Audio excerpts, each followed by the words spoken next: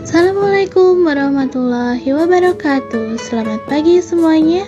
Pada pertemuan kali ini kita akan mendengarkan cerita tentang kelahiran Nabi Muhammad SAW.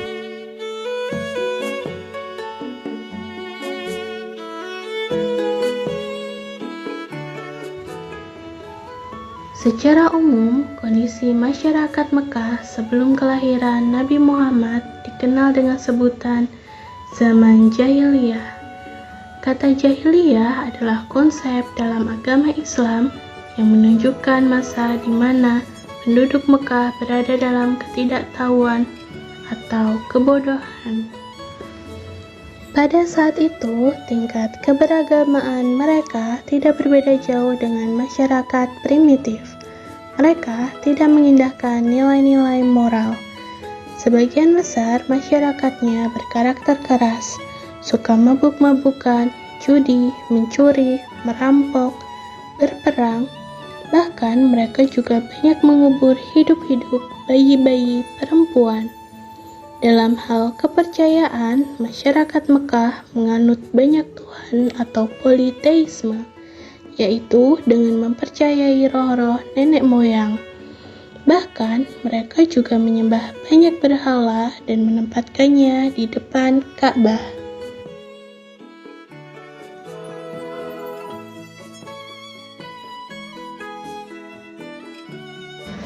Karena banyaknya orang yang mengunjungi Ka'bah membuat Raja Abraha yang berasal dari Abyssinia di daerah Yaman merasa iri dan ingin menghancurkan Ka'bah.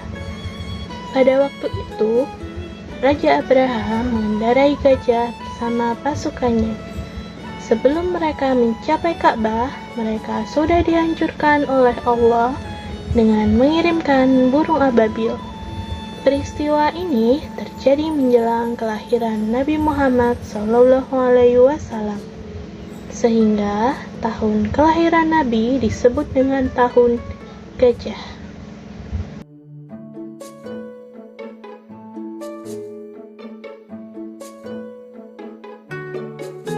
Nabi Muhammad lahir pada hari Senin 12 Rabiul Awal bertepatan dengan tanggal 20 April 571 Masehi. Nabi Muhammad lahir dalam keadaan yatim. Ayahnya, Abdullah bin Abdul Muthalib, wafat saat Nabi Muhammad masih berusia 6 bulan di dalam kandungan ibunya, Siti Aminah. Sudah menjadi kebiasaan orang-orang Arab kota Mekah, terutama pada orang-orang bangsawan, menyusukan dan menitipkan bayi-bayi mereka kepada wanita dusun di padang pasir, agar bayi-bayi itu dapat menghirup hawa yang bersih, terhindar dari penyakit-penyakit kota, dan supaya bayi-bayi itu dapat berbicara dengan bahasa yang murni dan fasih. Demikian halnya Nabi Muhammad SAW. Beliau diserahkan oleh ibunya kepada seorang perempuan bernama Halimah Sa'diyah dari Bani Sa'ad, kabilah Hawazin. Beliau dirawat hingga berusia 5 tahun. Ketika Muhammad berusia 6 tahun, ibunya mengajak ke Madinah untuk diperkenalkan dengan sanak saudaranya. Sesampainya di Madinah, ibunya mengajak berziarah ke makam ayahnya. Tetapi ketika sampai di desa Abwa, ibunya jatuh sakit dan kemudian meninggal dunia. Kemudian beliau dibawa pulang ke Mekah oleh Ummu Aiman, budak yang sangat setia menemani Muhammad dan turut pula mengasuhnya. Setelah itu, Nabi Muhammad diasuh oleh kakeknya Abdul Muthalib. Kakeknya adalah seorang pemuka Quraisy yang sangat disegani. Nabi Muhammad mendapatkan kasih sayang dan perhatian yang sangat besar dari sang kakek. Sayang, hanya 2 tahun Nabi diasuh oleh kakeknya. Abdul Muthalib meninggal saat Nabi Muhammad berusia 8 tahun. Selanjutnya, Nabi Muhammad diasuh oleh pamannya, Abu Thalib, sampai menginjak remaja. Nabi Muhammad mulai mencari pekerjaan sebagai buruh di usianya yang baru 10 tahun agar dapat menghidupi dirinya sendiri. Mulailah ia menjadi penggembala ternak untuk orang lain di daerah gurun Mekah yang sangat panas. Ia makan dari tumbuhan liar yang terdapat di gurun. Pada usia 12 tahun, Nabi Muhammad sudah diperkenalkan kepada ilmu perniagaan. Ia sudah ikut membawa barang dagangan dan mengikuti pamannya untuk menjajakannya. Ketika kafilah dagang mereka sampai di kota Bashrah di wilayah Syria besar, seorang pendeta terkenal di masa itu, Buhairah, menghampiri Abu Thalib dan mengatakan, "Aku mengenali anak muda ini sebagai sosok yang kelak akan dinobatkan sebagai rahmat bagi seluruh alam. Hal ini telah tertulis jelas dalam kitab-kitab kami." Selanjutnya, Buhairah menyarankan kepada Abu Thalib, "Lindungi anak muda ini dari orang-orang Yahudi. Lebih baik bawa ia kembali ke Mekah." Abu Thalib pun menuruti saran pendeta tersebut.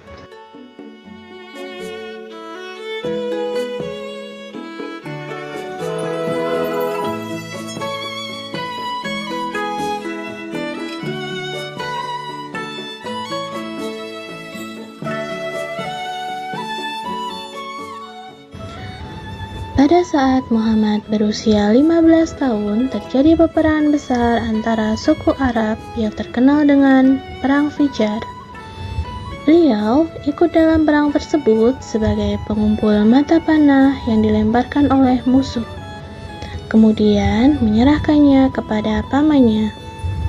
Pada perang itulah beliau menyaksikan banyak korban berjatuhan, sehingga muncul inisiatif untuk membentuk komite perdamaian.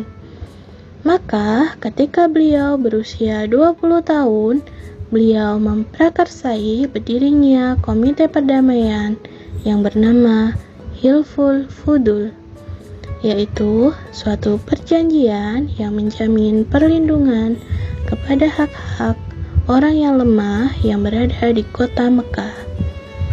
Melalui Hilful Fudul, sifat kepemimpinannya mulai tampak dan namanya makin harum di kalangan Mekah. Beliau kemudian terkenal dengan orang terpercaya karena kejujurannya, sehingga mendapat gelar Al-Amin. Pada usia 25 tahun, Nabi Muhammad mulai berdagang sendiri tanpa bantuan pamannya.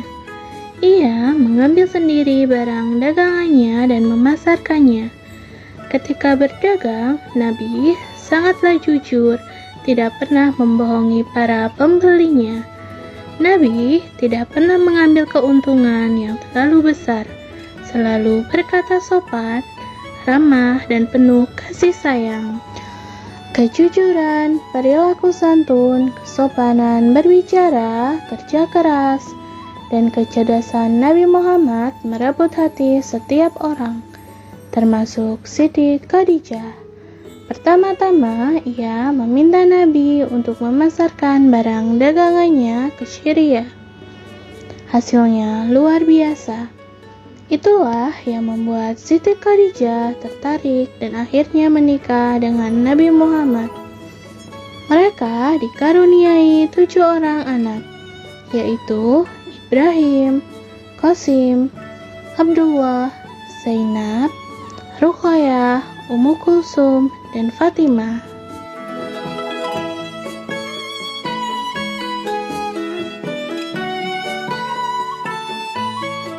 Nabi Muhammad SAW merasakan keresahan atas perilaku yang dialami oleh masyarakat Arab yang sudah jauh dari nilai-nilai kebenaran. Kemudian, Nabi Muhammad melakukan uzlah atau mengasingkan diri di Gua Hira. Hal ini dilakukan oleh beliau berkali-kali. Maka, tepat pada tanggal 17 Ramadan, tahun ke-40 dari kelahirannya, Nabi didatangi oleh malaikat Jibril dan menerima wahyu yang pertama.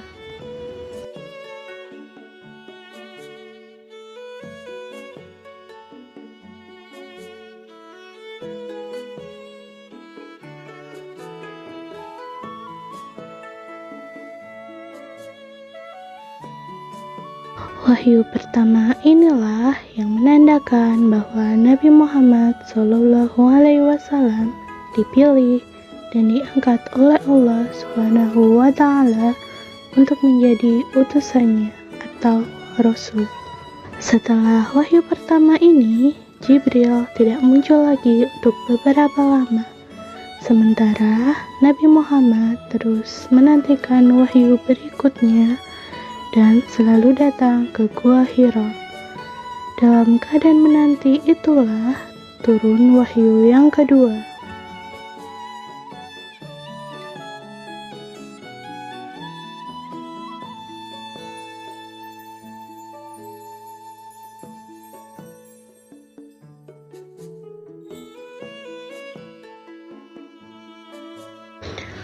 Dengan turunnya wahyu yang kedua, yaitu Quran Surat Al-Mudaththir ayat 1-7, Rasulullah mulai berdakwah secara sembunyi-sembunyi.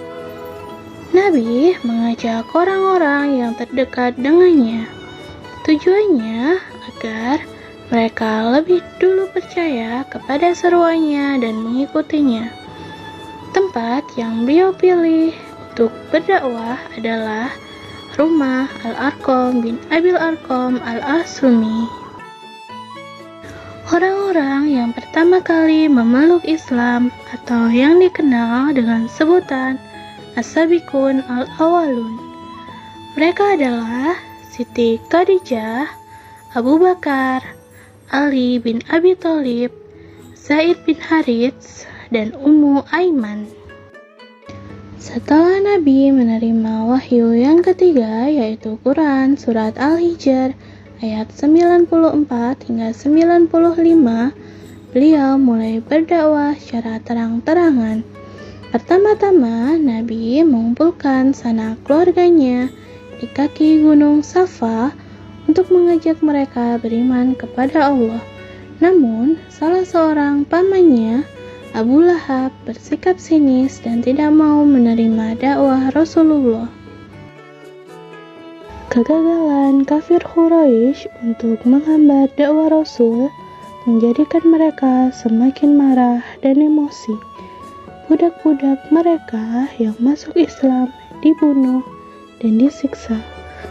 Seluruh pengikut Nabi selalu diancam dan diteror agar menolak ajaran Nabi Muhammad SAW. Setelah itu, akhirnya kafir Quraisy memboikot Nabi Muhammad, Bani Muthalib, dan Bani Hashim. Karena pemboikotan ini, umat Islam terkurung di celah-celah kota Mekah bernama Syi'ib. Pemboikotan berlangsung selama 3 tahun, dimulai pada tahun ke-7 kenabian.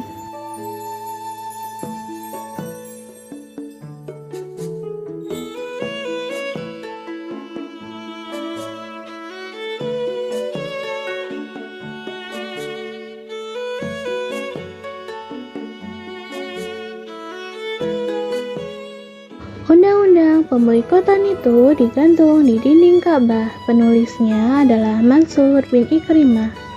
Setelah 3 tahun, undang-undang tersebut rusak. Kemudian, undang-undang tersebut dirobek oleh Zubair bin Umayyah, Hisham bin Amr, Mut'im bin Adi, Abu Bakhtari bin Hisham, dan Zama'ah bin Al-Aswad. Mereka kasihan dengan siksaan kaumnya kepada Bani Hashim dan Bani Muthalib. Demikian kisah kelahiran Nabi Muhammad SAW. Terima kasih atas perhatiannya. Wassalamualaikum warahmatullahi wabarakatuh.